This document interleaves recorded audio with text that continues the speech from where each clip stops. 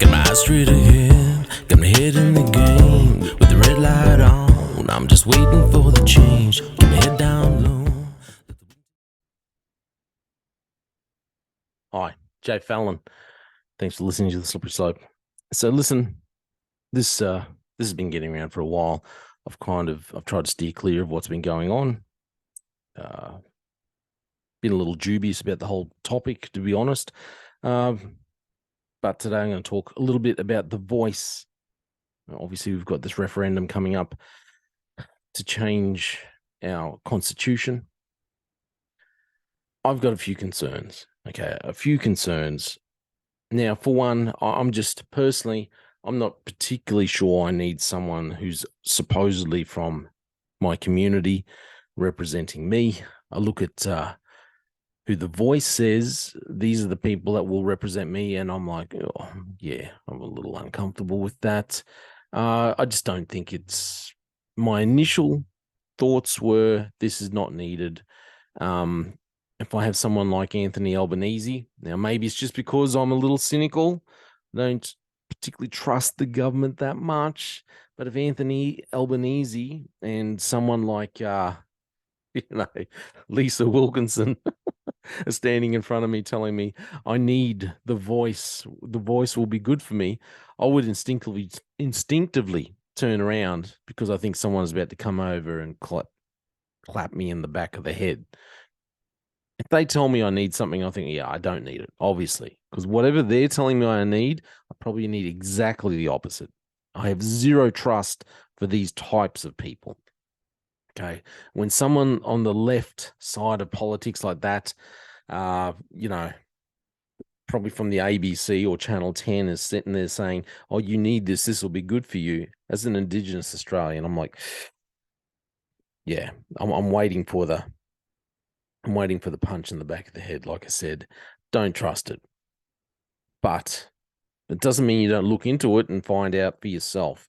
So look, I'm just going to share with you a few of my concerns. Tell me what you reckon.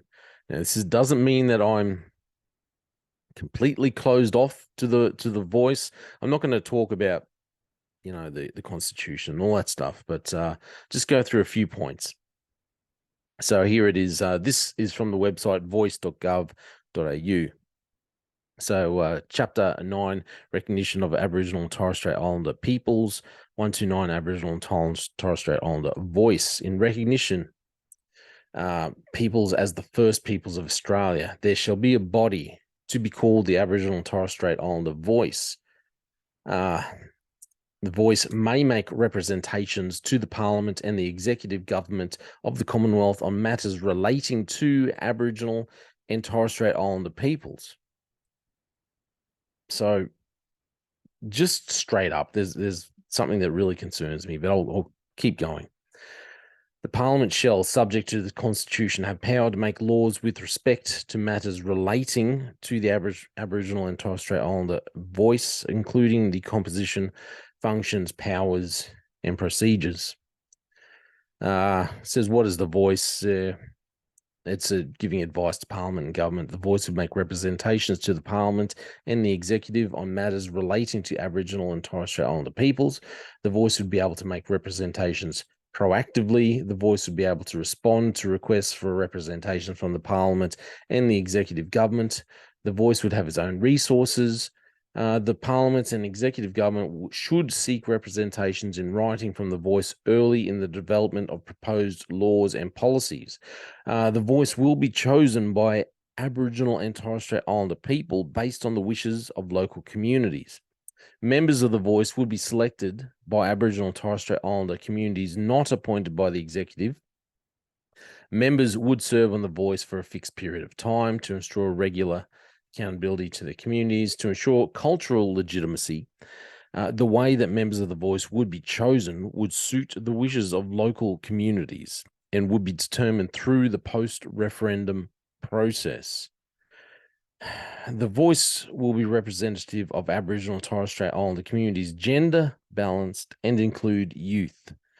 Members of the voice will be Aboriginal and or Torres Strait Islander according to the standard 3-part test. Aboriginal and Torres Strait Islander according to the three-part test. You know, in this day and age when we're all looking at, we live in a society where we don't even know, we cannot even describe what a woman is. We can't all agree this is what a woman, even though for thousands of years, everyone has always known this is a woman, this is a man. Throughout generations, you've always had a few people that, want to play dress ups, want to put on makeup, want to do things, want to pretend, want to behave like they are not, but yet they still knew, everyone still understood that they were that particular biological sex, generally accepted, known as a fact that you cannot actually change sex. But now we live in this era, as of about 5 minutes ago, where people do not know and they cannot describe what a woman is. And this is part of a bigger, it's part of a bigger problem. But one issue with this not being able to understand what a woman is, and if you're sitting there going, Jay, what's all this got to do with the Indigenous issue? We twist words, we twist the meanings around now that you can say anything and it can mean whatever you want. I can say anything now, and people need to accept what I say as my truth. It mightn't be factual, but it's my truth. So when it comes to this issue with the voice, I'll go back over what it says. So the voice would make representations to the Parliament on matters relating to Aboriginal and Islander and Torres Strait Islander people. So how are we going to decide who are Aboriginal and Torres Strait Islander people? And the members of the voice would be Aboriginal and Torres Strait Islander people, according to the standard three-part test. So what is the standard three-part test? If you look that up, the three-part test formulated in the 1980s to determine the Aboriginal and Torres Strait Islander status of individuals. It requires individuals to have biological descent from an Indigenous Australian, to self-identify and to be accepted by their Indigenous community. So in other words, here, I'll bring this up so you can actually see. So you can actually see what I'm saying here. Here you go. Individuals' biological descent. So you have to be able to prove that you're the biological descendant of Indigenous people. I would suggest that we need to go down the road of DNA testing, only partly because I've seen so many people who I know are not Indigenous, okay, and yet they claim to be. They tick a box. If it's just to get free something, some kind of benefit, they'll tick that box saying, yep, that's me. They got no idea. They're not actually Indigenous. They've never identified as Indigenous. They don't even live in the community where supposedly their Indigenous heritage comes from. But yet they just tell you have to accept it, and then they get something free. I won't say too much because people get in trouble. Anyway, so I think they need to have DNA testing.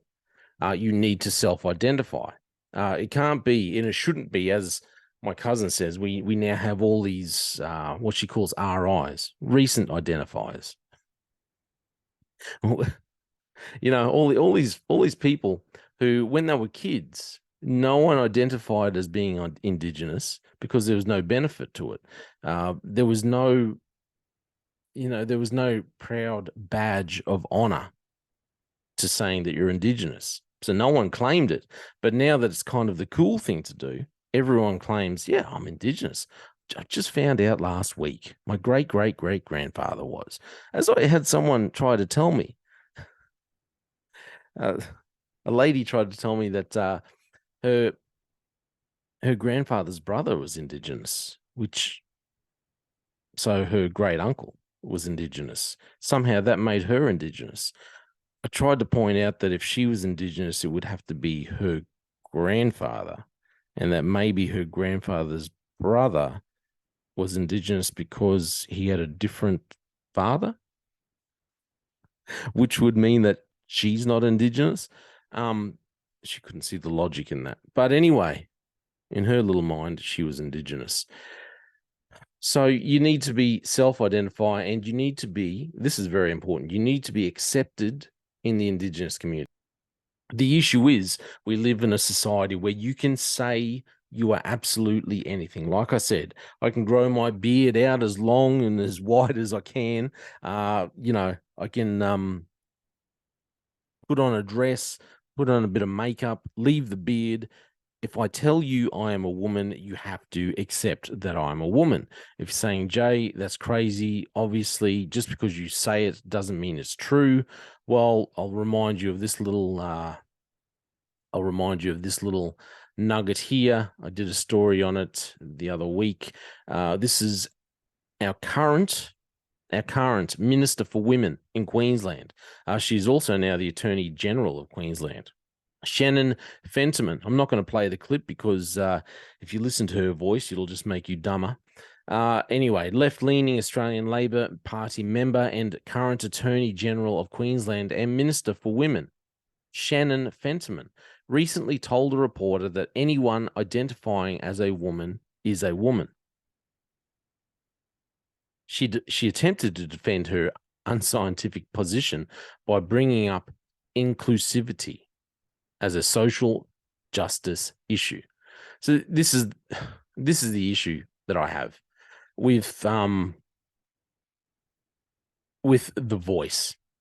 We go back, The Voice is making representation on behalf of Aboriginal and Torres Strait Islander people, and The Voice is also having supposed Aboriginal and Torres Strait Islander people representing these communities. But we now live in a society where people can just say they are, even though people can just say they are anything, and we all have to accept what they say. Now, you might say again, okay, so this is how society's going when it's women, when it's men saying that they're women, when it's women saying they're men, even though they're about to give birth and they sit there saying, well, I am a man. Well, no, you're not. Let's bring up something that happened in Victoria.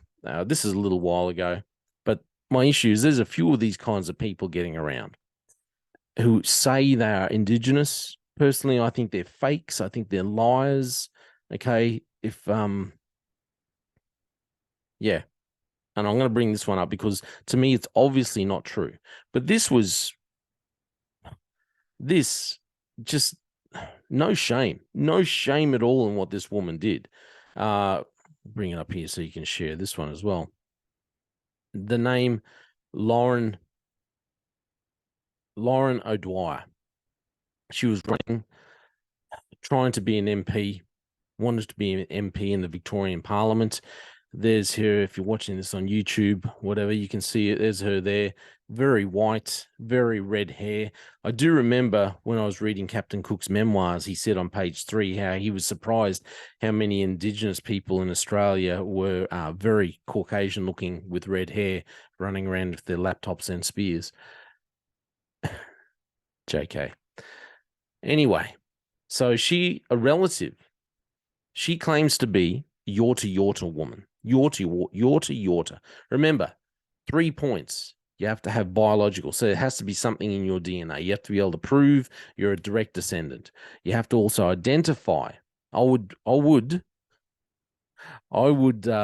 be willing to bet that no time during her school years did she ever identify as being Indigenous. No way. When she was younger, when it wasn't cool to be a Murray, be Aboriginal, I won't say Murray because that's a Queensland. Anyway, when she was in school, she wouldn't have said it. It wasn't cool back then. But now, when it suits her, now she's Aboriginal. So, and obviously, and also, she doesn't know anything about the community that she's supposedly from. Let's have a little listen to the video that she puts out, and then we'll talk about the article. I'm Lauren O'Dwyer, Labor for Richmond. I'm a lesbian single mum, a renter, director in the arts, footy coach. Oh, Yeah, she's a lesbian single mum. Lesbian single mum and an Aboriginal woman. As you can see there, see that beautiful. Anyway, keep going. Won't be. Coach and a proud Yorta Yorta woman. Lauren O'Dwyer, Nagatha Yorta Yorta Winya Ngana. I'm a Yorta Yorta woman and mother, and I am the Labor candidate for Richmond in the upcoming state election. Nagatha Lauren O'Dwyer, Nagatha Yorta Yorta Winya Ngana. My name is Lauren O'Dwyer and I'm a Yorta Yorta woman and mother. It's important to me to continue to reclaim the language of my ancestors and matriarchs further north, because just as our language has Further north, the country where she's never actually been to. I'm going to rewind this a little bit because there's something here I think is very important that she says as well. Because just as our language has been stolen from us, as has my colour. Hear that? Just as our language has been stolen from us, as has my colour. Her colour was stolen from her, apparently. Yorta Yorta woman. And that is how we continue to move towards reconciliation in this great... Yeah, anyway, she claims to be Aboriginal, claims to be Indigenous. She's saying that her colour has been stolen from her, as has her language, because obviously she knows people are looking at her saying, they're probably actually looking at her pants, saying, is her pants on fire? Because I'm pretty sure I can see some smoke coming out there. And it ain't because she's hot. So anyway, let's go through this article. Relative from the Victorian Labor candidate who described herself as a proud Yorta Yorta woman has said her family has no Indigenous ancestry and is never identified as Aboriginal. So Lauren, she was running for election, battleground seat of Richmond, Melbourne's inner north, because that's where all the all the recent identifiers, they all come from, inner Melbourne, inner Sydney. Anyway, it's a whole different thing. So the ABC understands Ms. O'Dwyer said her Indigenous heritage comes from great-grandfather Graham Berry. However, Mr. Berry's daughter, so they describe it as Mr. Berry's daughter. So obviously it's not O'Dwyer's grandmother. It must be either way. It must be her great aunt. Either way, her daughter, his daughter, has told the ABC her father was not Aboriginal and never identified as Aboriginal. However, further down here in this article, so the Premier, so she has obviously disputed this. She's disputed in a statement provided. She's disputed the allegations, saying, I know who I am and am proud of my heritage, even though she's not. So she's just flat out lying. Here she is standing with Dan Andrews. When asked about the issue on Monday, Dan Andrews said cultural identity was a complex matter, and Miss O'Dwyer had made her position clear. Now, going back to The Voice has what? The three-part standard. Remember? Standard. Three-part standard. You have to have biological descent, self-identify, and be accepted in your community. According to Dan Andrews, it's a complex matter. It doesn't seem that complex. You have to have three things that line up, three facts that line up. Your DNA, you need to be able to prove biological descent. You need to be able to be accepted in the community where you say you come from. I come from the Whitsundays. I'm accepted. I'm known. I'm known. Mother's known. Grandmother's known. Great-great-grandmother's known. That's the way it works, because you are what you know you are, and the community knows what you are, because they all accept you and they acknowledge who you are, where your family comes from. And you're supposed to self-identify. But then, see, it doesn't seem that complicated. According to Dan Andrews, cultural identity is a complex matter. Lauren has made her statements, and I would direct you to those. I'm not going to speak for her. It's not appropriate. That's a matter for her identity. And she's been very, very clear. Getting back to The Voice. Now, they say they want this three-part standard. They say that they're going to have representatives from Indigenous communities, and they're going to be representing Indigenous communities, putting forward representations that are good for Indigenous communities. But we now live in a society where people can say whatever they want, and we're supposed to just accept it.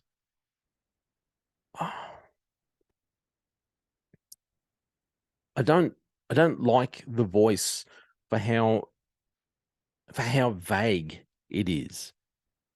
Anyone, they may have their little 3-part, yep, this is the 3-part identifier, until someone, and I brought up Lauren O'Dwyer because she is the most obvious, but there's plenty of people getting around at the moment that I see on the news, and you sit there going, mate, please sit down. Please sit down. You're just a pretender. You are just a pretender. You can sit back and look and say, well, yeah, about 10 generations ago, we think this person might have been Indigenous, so that makes me Aboriginal. I'm the original Aboriginal. I'm sorry, it doesn't. However, in this current environment, if you say that you're Aboriginal, if you say you're Torres Strait Islander, everyone else is supposed to just accept it, regardless of this 3-point identifier. We'll have people like Dan Andrews standing up and saying, well, it's a complex issue. They've said that that's what they are. We just need to accept it. And the voice will end up getting hijacked. Can I just say something about this Lauren O'Dwyer and other people getting around on the news that stating they are Indigenous when obviously they aren't? I've worked in communities a lot more intolerant than the area that I'm from, okay? And if you were up there, if Lauren O'Dwyer was in some of these other communities, Indigenous communities, and swanned around saying that she is a proud Yorta Yorta woman, look at me, she would get a spear in the leg, and rightly deserved. I don't like the voice because of how vague it is in its descriptions. That's just part of it, part of the issue. We're describing these Indigenous, who it's representing, and it's representing Indigenous people. It's just way too vague. I don't like it. I don't particularly think we need it. I don't want someone like a Lydia Thorpe representing me. It's one thing to have them, getting voted in,